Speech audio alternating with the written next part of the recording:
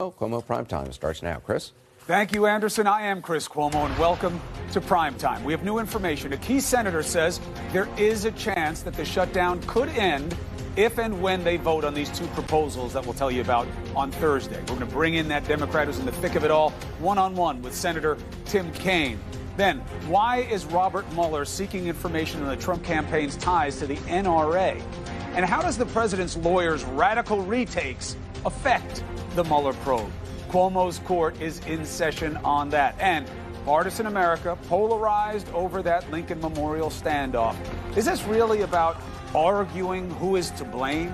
Or is there a bigger truth that all must agree on? What do you say? Let's get after it. All right, so here's where we are. Week 5 of the shutdown. And now it's all but certain that hundreds of thousands of government workers with families and debts and needs will again miss their paychecks on Friday. The hope for this week comes Thursday. These two measures I was telling you about. One, which is the president's offer on the wall largely, and in exchange, some relief for DACA and some temporary relief to other workers, and one to reopen. And that will be the Democrat deal. Now, both the measures, they do appear to be dead on arrival, and here's why. Democrats have the votes to block the president's proposal and vice versa on the Democrat one. But Senator Tim Kaine of Virginia sees it, one, as a win that this is happening at all. He says it never would have happened a week ago. And he says there's a chance. Senator, thank you for joining us. Absolutely, Chris. So the big question, what's the chance that the government reopens this week? Chris, today the door opened a little bit. I think we have a path. We're going to have two votes Thursday afternoon. The first vote will be on the president's proposal that he put on the table Saturday. That will not pass in the form that it's in unless it first goes to committee and we have a chance to discuss it and improve it by amendment. The second vote is going to be a vote to just reopen government till the 8th of February while we work on the proposal to see if we can find a compromise. And the first vote's going to fail, but there is a fighting chance to get that second vote to pass and then spend that intense 15 days examining the president's proposal, but making amendments so that we can improve it to the point and hopefully find a bipartisan compromise. Now, it would be nice if the only leverage at play were whether or not you guys want to get people paid and stop the pain of the shutdown. We need to. But that's not the reality, because he won't okay your bill because he loses his leverage of getting you guys to make a deal right now. So where does your optimism come from? Well, Chris, my optimism comes from talking to my Republican Senate colleagues. And I reject the notion. You're right. If you talk the realpolitik, the president thinks his leverage is hurting millions of people. I went to a pop-up restaurant today at 7th and Pennsylvania, halfway between Congress and the White House, where federal employees were standing outside in the cold like a bread line from the Depression. But we're not in a depression. The stock market is great and the economy is good, according to the White House. So why are you punishing uniformed law enforcement and making them stand in the cold to get a soup or a sandwich? So he thinks it's leverage, but the Republican senators are increasingly uncomfortable with that notion. So my thought is this: if the president knew that we would take up his bill promptly, not four corners offense it and take months, but take it up promptly, put it in the committee that Republicans control, they're the majority, and they control the floor. If he knew that we would take it up promptly and try to work to make it better so that it would be something that could pass the House, maybe he could accept that. So on his side, he's going to have some kind of guarantee that there'll be action. I mean, that's what it's been from jump, right, Senator? Yeah. I mean, that's not a new consideration. No, the new consideration for you is whether or not you can get 13 of your so-called brothers and sisters on the Republican side to vote with you. That's it. And I think you can look at this as a little bit of a Rubik's Cube. The Democrats cannot take his proposal seriously until government reopens. And he would say, I can't reopen government unless I know you're going to take my proposal seriously. The way to do that is just be the Senate. Commit with Republican committee chairs and a Republican majority on the floor to a prompt analysis of the proposal in the committee. The administration needs to come up and tell us and the American public why each of these elements are important, a prompt amendment process in committee on the floor. And Chris, we can do that in 15 days between Thursday and February 8, and I hope we'll send the signal to the White House that that's what we will in fact do. Now, look, the pain is real. They're measuring the economic impact of the shutdown, not just on the families who aren't getting paid, but the residual economic toll, period. And Sizable. You're getting close to $6 billion if you make it through this week in terms of loss effect from this. And, look, these are S&P Global Ratings numbers on it, so it's not about fighting over the numbers. The pain is real. Are you worried that with time, while you have the benefit of the President of the United States having said on national television that he is shutting down the government, he will carry the mantle, he will not blame the Democrats. Now, of course, he has since then. Yeah. But are you worried that nobody wins in a shutdown? And that soon there'll be an erosion of trust, even if you're not being blamed for this? I do agree with you, Chris. Nobody wins in a shutdown. Shutdown is bad for workers, bad for citizens, bad for our reputation. It's all bad. It's all bad. But here's what my folks want. They want us to not only get out of the shutdown, but get out of it in a way where we discredit the use of shutdown as a threat ever again, rather than give it power. So, for example, if we let the president, by taking paychecks away from FBI agents and air traffic controllers, forces, I guess we got to do a deal we don't want to do, he will use that tactic every time he doesn't get what he wants. And my federal employees completely get that. So what they're saying to me, I was with Coast Guard folks earlier today, they're saying, get us out of this shutdown, get government reopened, but do it in a way where we don't have to worry about shutdown in the future. If we can come out of this not only finding a path forward, but discrediting the use of shutdown, we will have done a good thing. You have any guarantee or sense of confidence that the House would behave the way they would have to in order for this deal to work, that Nancy Pelosi would have Democrats actually hammer out a deal that she hasn't wanted to do before, but now, with this kind of time pressure, do you think she would go for that? No guarantee, but here are two elements. Number one, House action is always easier if something comes out of the Senate with a strong bipartisan push. If it's going to come out with every Republican and a few Democrats, that's nothing over in the House. But if it comes out bipartisan, and to get there, we've got to have this normal process in committee, it increases the chances. Second, on the border security piece, for me, I'm just talking about for me, the dollar figure isn't the challenge. It's just making sure the money is used right and not wasted.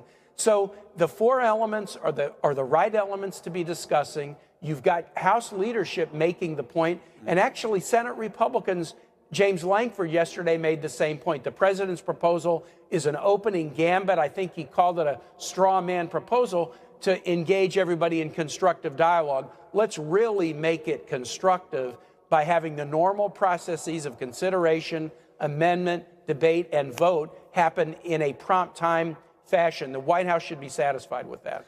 Do you believe the Democrat position that they will fund physical security, fences, and whatever kind of technology they want? Or are you of the not $1 for that wall school?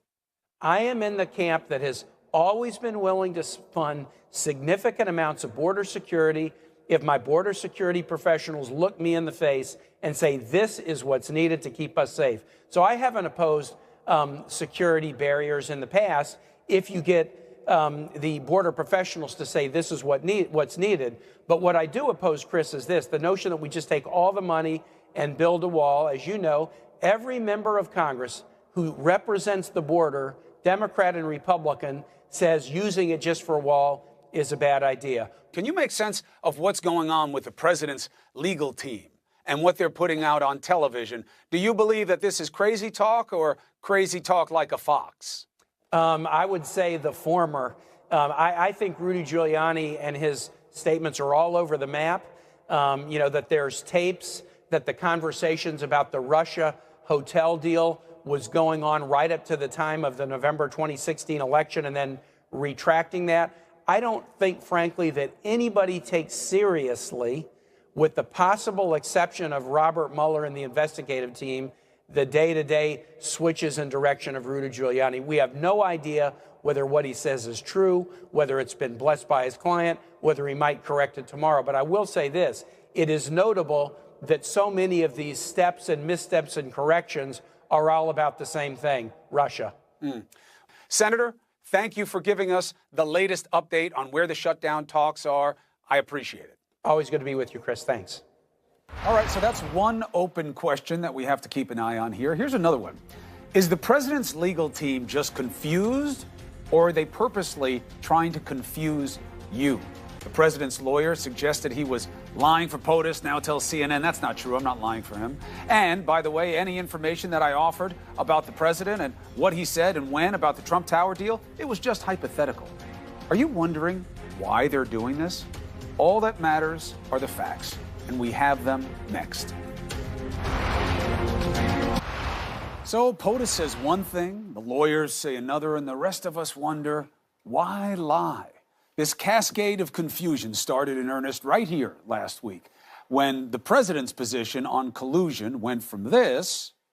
There is no collusion between me and my campaign and the Russians. To this. I never said there was no collusion between the campaign or between people in the campaign. Yes, I you have no idea if I have not. I said the President of the United States. Now, that collapse on collusion wasn't the only bait and switch. Remember, we were told any talk of a Trump Tower Moscow was shut down in June of 2016. June. That was until this happened. As far as the president was concerned, an active project to at least October or November of 2016, an active potential deal. Yeah, I would say an active proposal. An active proposal right up until the election. In other words, if that's true, one, the president, again, wasn't straight with you. And regarding the probe, at the same time he was calling for an end to sanctions on Russia, he was saying things like this. I know nothing about Russia. I know about Russia, but I know nothing about the inner workings of Russia. I don't deal there. I have no businesses there. I have no loans from Russia. Wrong. This new timing would seem to fit with this quote in the New York Times, where the president's lawyer, Rudy Giuliani, said Trump told him the, quote, discussions were going on from the day I announced to the day I won. The next day, Giuliani told the New Yorker he didn't say that. He also put out a statement saying it was all hypothetical. At the same time, Trump supporters are pushing this line, that the Trump Tower deal was all Michael Cohen. We don't know anything about it. Ultimately, it was Michael Cohen essentially trying to get a deal done. It was being run by Michael Cohen. It was his project. So it was an active proposal. Deals were ongoing, but if they were only hypothetical, and really it was all about Michael Cohen. What? The key quote here is probably from Giuliani. The former mayor of New York is actively wondering if his gravestone will read, Rudy Giuliani, he lied for Trump. And then, in irony of ironies, he then had to clarify that statement. And he cleared it up saying, no, I'm not lying. So much twisting for something that the president says that he had no concern about. Listen to this. There would be nothing wrong if I did do it. I was running my business while I was campaigning. There was a good chance that I wouldn't have won, in which case I would have gone back into the business. It was all Cohen, but Cohen says he was updating the kids, and we know for a fact the president signed the letter of intent on the deal. I showed it to you. So he had to know the truth would come out. That makes the big question the same as always. If there was nothing to hide, why lie? We don't know yet, but we do know this. POTUS can lie to you and to me, and the only penalty is political, but not with Mueller. And I would argue that's why his lawyer, described a very different answer about the Tower deal to investigators than the answer that the president gave to you. Remember one thing. Ultimately, crimes or no, this will all come down to what lies were told and why. Now, another new piece of information. We know that Mueller has been looking into ties between Team Trump and Russia, but that's not all. He's inquiring about the campaign's ties to the NRA. Why? Does it have anything to do with an alleged spy? Cuomo's court in session. Next.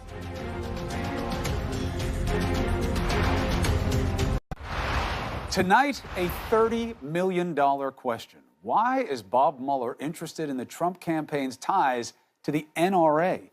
30 million, I say, because that's how much the NRA spent to back Trump's candidacy in 2016. And it comes as the organization is facing scrutiny for its connections to Russian nationals like Maria Butina. You remember her. She pleaded guilty last month to conspiracy and trying to infiltrate the NRA to influence U.S. politics. She also caught some attention for her exchange with then just Donald Trump in 2015. If you would be elected as a president, what will be your foreign policy, especially in the relationships with my country? I believe I would get along very nicely with Putin. Okay? I don't think you'd need the sanctions. I think that we would get along very, very well. Now, I've talked to you about that sound before. I still have never been given an answer about why he called on her. What was she doing there? Let's discuss the legal implications of this, however. Cuomo's court is in session with Asha Rangappa and Ken Cuccinelli. Good to have you both, and yes, this is thin. In fact, I only read a report from Asha from Sam Nunberg saying, I was asked by Bob Mueller about this stuff. They gave Trump, you know, just to quit the laughing quick, they gave Trump a hell of a lot more money than they usually do. So they could probably answer for that. The Butina connection, not a great look for the NRA. Why Trump called on her, I still don't know. But what do you see in this suggestion, Asha? What I see is how I've been making sense of Mueller's investigation since it began, which is that Russia's active measures had four main threads. One was a social media disinformation campaign. That's one thread. You have another, which is the hacking of the DNC server. You have another, which is political influence. This is using agents to try to charm and bring in people in positions of power. And then you have a campaign finance thread. And so far, we've seen indictments and charges brought on the first three threads: the social media, the hacking, the political influence with Butina. And I think what this is a little tidbit that Mueller is, in fact, looking into this potential fourth thread of whether Russia may have channeled illegally foreign funds into a federal campaign in violation of federal campaign finance laws. And you know, that increase in spending by the NRA, Butina, who kind of overlaps in this area, would raise suspicion on that front. Ken. Yeah, first of all, people, it may seem odd in this day and age, but until very recently, the NRA was fairly bipartisan in its support. And they did that quite intentionally, and sometimes to the frustration of some of us who are on the right. But in recent years, as the Democrats have thrown in the towel virtually across the board on being protective of Second Amendment rights at any level, the NRA has responded by skewing its support for the first time in its history to Republicans. So don't take the spike in 2016 as something anomalous for the NRA because they've got money coming in. It's a change for the NRA because the politics of the United States on the issue they care about, guns and the Second Amendment, has become polarized between the two parties. I mean, it used to be they supported Harry Reid. They supported Harry Reid in 2010. I guess it's all those dead in kids his very tough that election. started to skew the perspective for some in terms of, you know, what you need to do in terms of harnessing, lobbying efforts. Dead kids that's just, tend to do that. That's just baloney. Right, really? And had people been armed who are good guys to defend those kids, now that's you'd baloney. have dead bad guys before they were I know. dead But there are plenty okay. But you have more guns in this country than you do glad people. We got the facts Chris, here. can I get in Glad here? we got the facts. Well, you got more guns than you have people. And I got to tell you, I don't see them stopping these mass shootings on any regular basis, do they? They're all too easy Chris, to happen. just to be when an armed deputy sits outside the school, that's a cop. The trained guy who's supposed and he doesn't do anything. Well, he doesn't do anything. What does that tell you? Bar's a little bit higher than you think. Asha, make a point. Yes. So just bringing this back to Mueller, I don't think that Mueller's investigation has to do with the politics about gun control in this country. What he is doing is right. And so and I don't think that can so authoritatively and conclusively come to the conclusion that the spike doesn't mean anything. Mueller is following the money. And we do know that Maria Butina, a Russian spy, was involved in going into NRA circles, trying to bring those people in, having a Russian banker who has a lot of funds involved in this. And if somehow Russia was trying to use a legitimate U.S. organization or legitimate legitimate U.S. persons as straw donors for illegal campaign contributions, that would be a problem, regardless of where you stand on gun control. Right, still just a suggestion. Agreed. So we'll see what they find out. When the report comes out, then we'll learn more. But it is an interesting thing to discuss. I haven't heard it before. Ken, let me get to something else that's pressing. You heard the question I laid out, whether or not the legal team around the president is confused or they're just trying to confuse other people. Now, what's your take on that? Well, and of course, your question centers around motives, but if I could just be a professional for a moment, you know, there's no way you can look at Rudy Giuliani's last 3 days of, I'll call it, performance for his client and say that helps his client. So there's just no cast you can put on that is positive, good legal representation in the public arena for his client. I am astonished at the poor performance we're seeing here as a representative by Rudy Giuliani. I mean, it is really, really poor. I take Ken's criticism, and you got to respect his legal acumen, but Asha, I don't see it as a legal performance. I think Rudy Giuliani's main role is PR, and to try to spread as much confusion and cast doubt on as much as he can. But that's done badly. But look, he's got a lot of people talking about it. And Asha, you know, how else do you explain these rank inconsistencies?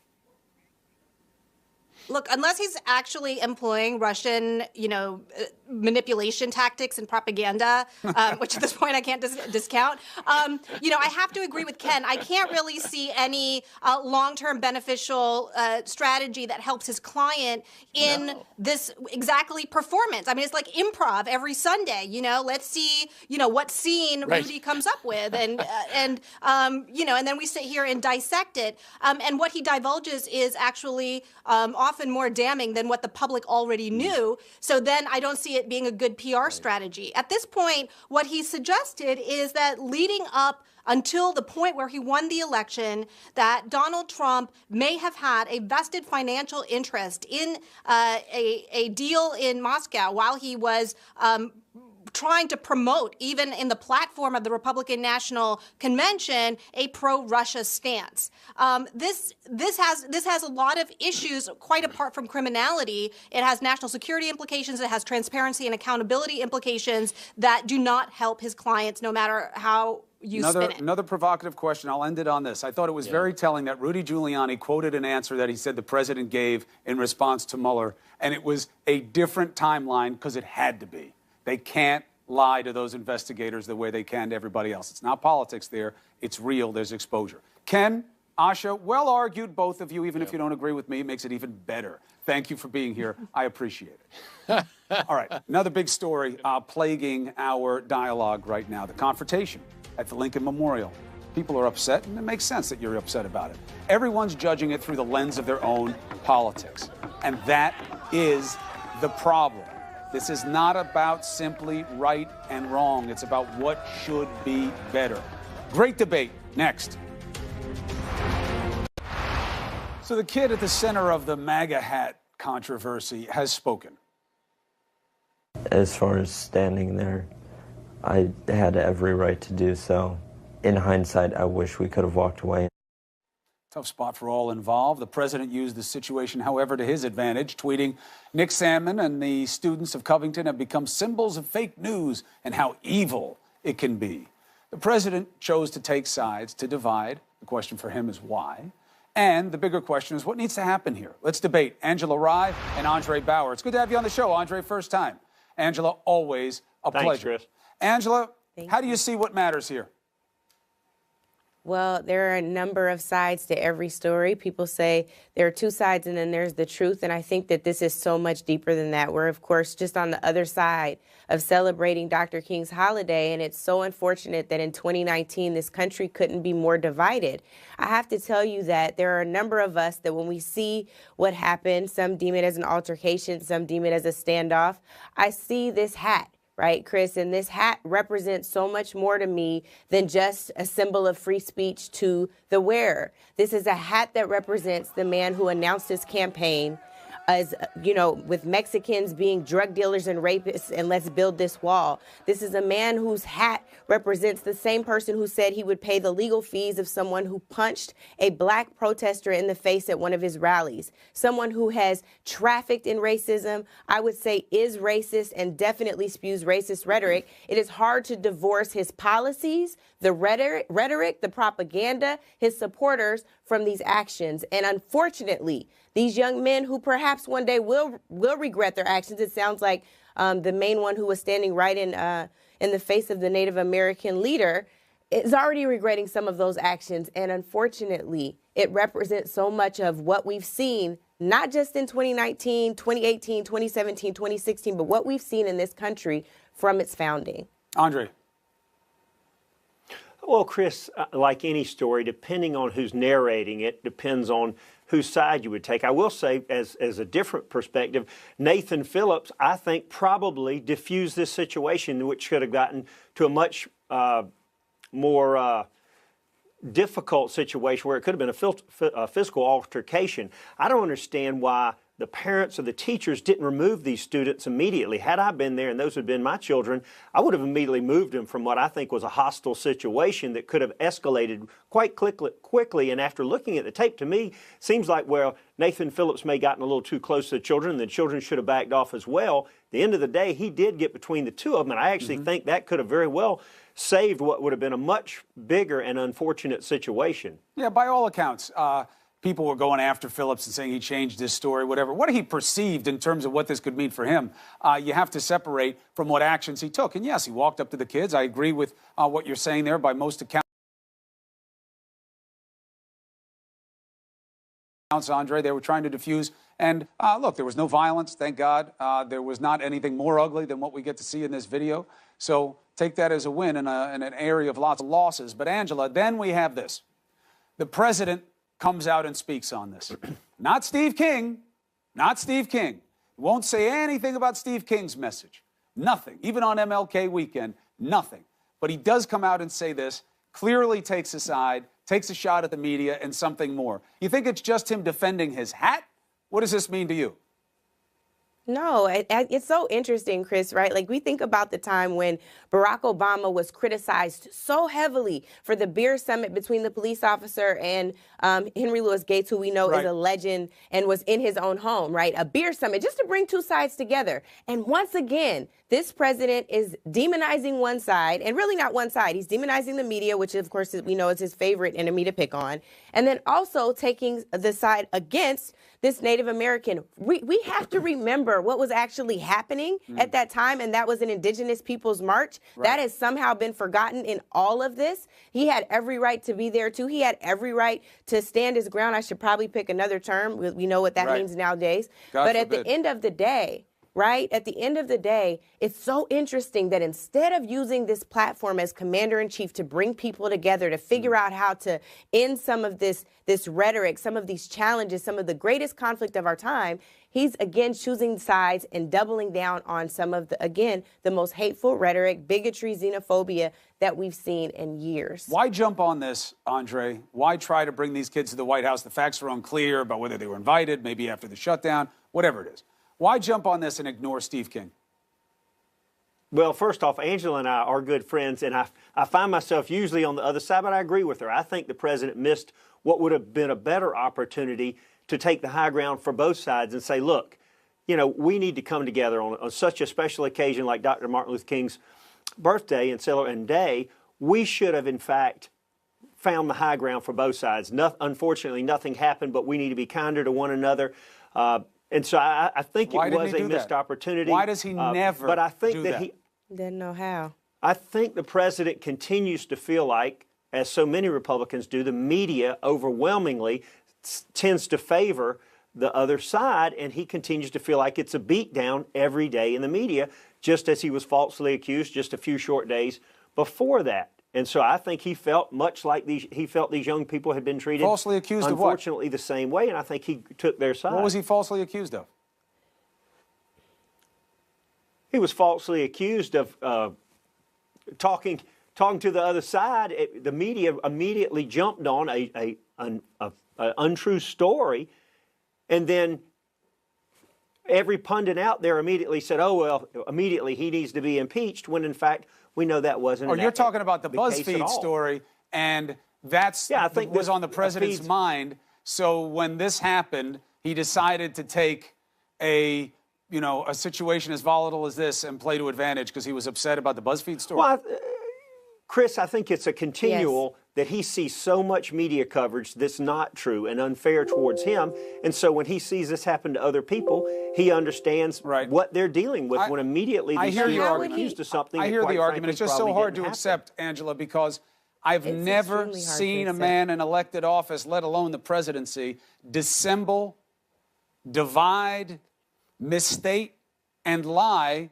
as often as this president has. So the idea that he's offended by things that aren't accurate, it's a little hard to believe. Well, and not only is it hard to believe, it's hard to accept. I wish that for one moment, we can talk about what we see, because people are talking about, well, what is happening right now as a result of what happened in this particular incident is our varying perspectives. And I think that's such a powerful point. Like, forget Donald Trump for a moment and just think about the symbol of that red hat. When I see the Make America Great Again hat now, Chris, I am triggered. I'm so triggered. Andre, I think in a lot of ways our friendship has been compromised by the fact that you continue to support this man. The one thing I will say to you, to be absolutely fair, is more than anybody else that I know on this network, you will regularly take Donald Trump to task. I don't agree with you on this last point, but this Make America Great Again hat is just as maddening and frustrating and triggering for me to look at as a KKK hood. Like, that is the type of hatred that his policies represent. And until we can have common ground and understanding about that, that it's that triggering, we're going to continue to have problems. Final word, Andre. Then I would just say, you don't let people run around in your head rent-free. There are things that offend me, but I don't let them offend me. A lot of people take that red hat that they believe we elected an individual that was willing to take on everybody from Wall Street to the media to go in and drain the swamp and clean Washington out and put this country back on the path to where we believed America was first, and to make it great again, to where we looked after the people in this country first and foremost. And there's a lot of unheard people in America that felt like Donald Trump was the vehicle to make that happen. Well, look, when was it great, Andre? Well, I don't believe that it's not great now, but there have been days when we worried about the people in this country. Tell me the year. You know the problem to with get this. better I know. every day. Andre's being smart, because any time you go into our past, you would have to be identifying a period where we were not as free and equal as we are today. And that's the problem with something that inherently asks us to look back to an earlier time. That's to Angela's exactly point about being sensitive. And look, I was with you. When I first saw the hat, I was like, it's a slogan hat. That's what they are. I understand differently now. I am blessed with enough people in my life who have different experience when it comes to what that hat means to them and how they feel they're represented in that dynamic. I get it. It's not just a hat. It shouldn't be, and that's why we got to know why the kids were wearing it there. But Andre, thank you for making the points. Angela, as always, be well. Thank All right. you. Thank you, Chris. See you, Angela. Can you remember the last time that the White House had a daily briefing with the press? Remember you used to have them all the time? Now, no. Why? Went the way of the dinosaur.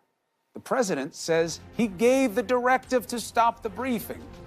One thing that he will own.